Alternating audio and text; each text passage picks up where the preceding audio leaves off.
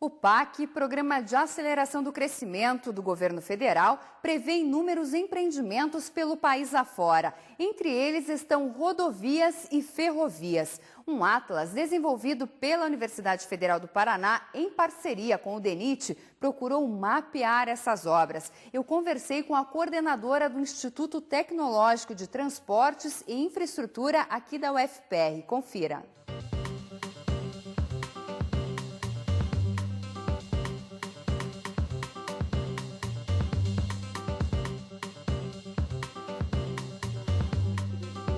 Bom, professor, o Atlas Multimodal foi desenvolvido pelo Instituto Tecnológico de Transportes e Infraestrutura, aqui da Universidade Federal do Paraná, em parceria com o DENIT, Departamento Nacional de Infraestrutura de Transporte.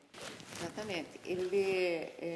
O Instituto Tecnológico de Transporte e Infraestrutura, ITTI, ele é um órgão auxiliar do setor de tecnologia do UFPR e vinculado ao Departamento de Transportes.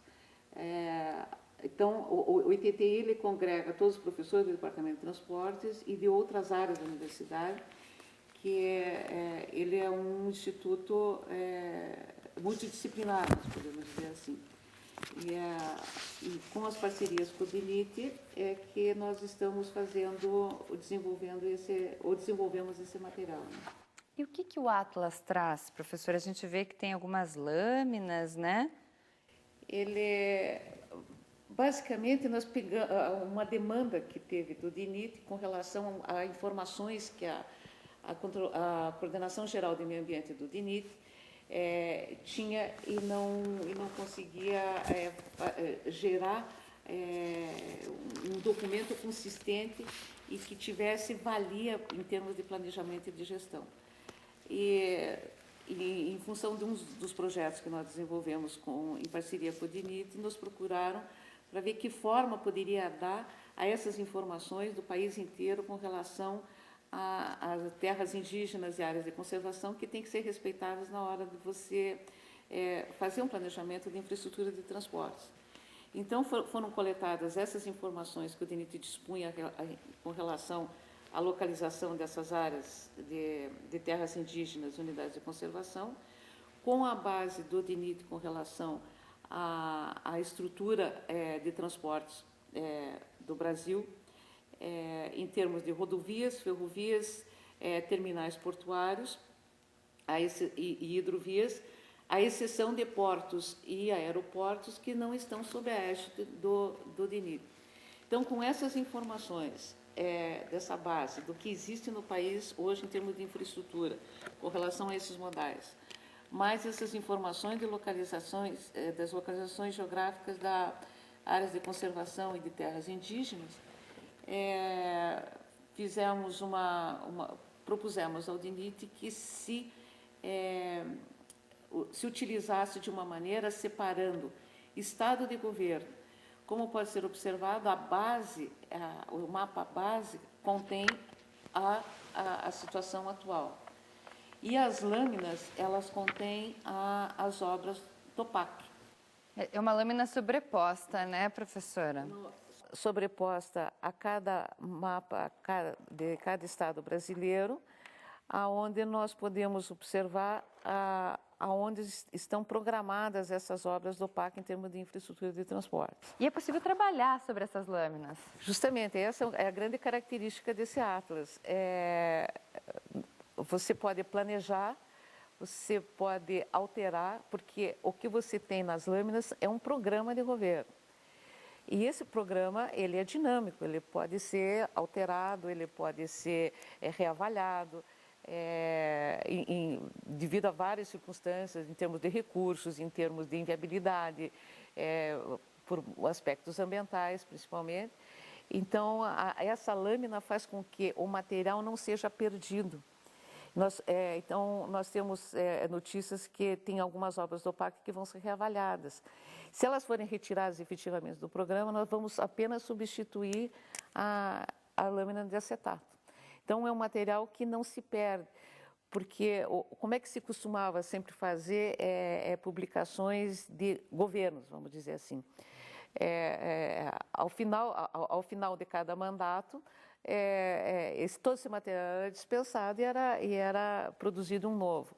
Com isso, quando nós separamos o que é Estado do que é governo, nós conseguimos fazer com que o material seja, vamos dizer assim, reutilizado, no sentido de só sobrepor novas lâminas. Esse material pode ser usado em sala de aula, por estudantes, também por profissionais? Nós utilizamos muito em sala de aula, nas nossas disciplinas do Departamento de Transportes. Todos os órgãos ambientais do Brasil receberam esse atlas justamente através do DINIT. Todas as superintendências regionais do IBAMA. E depois do lançamento, quando nós fizemos o evento de lançamento, várias consultorias estão nos procurando para obter o atlas, tanto é que ele foi publicado em junho e nós já estamos fazendo uma revisão, justamente porque muitas obras do PACS estão sendo reavaliadas, e para fazer uma nova tiragem, justamente por causa uma ferramenta poderosa de planejamento e de gestão, tanto no aspecto ambiental quanto no aspecto de planejamento de transportes, efetivamente. No aspecto ambiental, por exemplo, quando a gente fala em rodovias, além da posição da implantação da obra, a área, vocês mostram também no Atlas, a área de interferência ambiental no entorno.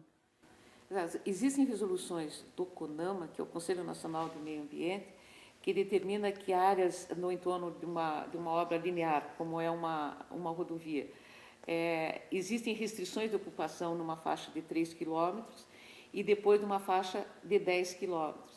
Então, quando nós colocamos essas faixas no entorno das obras lineares, como é o caso de rodovias, a gente mostra efetivamente a interferência do que é proibida a utilização, a ocupação pelas resoluções do CONAMA nas áreas de conservação. Por isso, essa ferramenta poderosa de planejamento, principalmente no aspecto ambiental, e de análise e avaliação ambiental por parte dos órgãos ambientais. Que esse tipo de informação, para cada situação, teria que se levantar, teria que se colocar numa base cartográfica real. E então, dessa maneira, você consegue ver, planejar as diretrizes de grandes obras.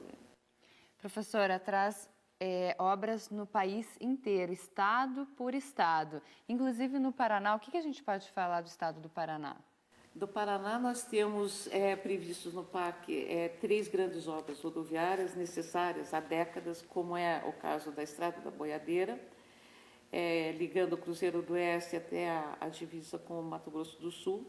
É uma rodovia que há pelo menos 30 anos há uma reivindicação da região que ela seja pavimentada, justamente porque ela passa numa área de alta produtividade de grãos, de gado, de cana-de-açúcar. A obra da 163 passando saindo de Cascavel em direção a Guaíra, que nós temos uma estrutura grande em Guaíra da ponte Ayrton Senna, que foi inaugurada já há alguns anos aí. Porém, a rodovia que dá acesso a essa ponte, que é a 163, está em péssimas condições de conservação.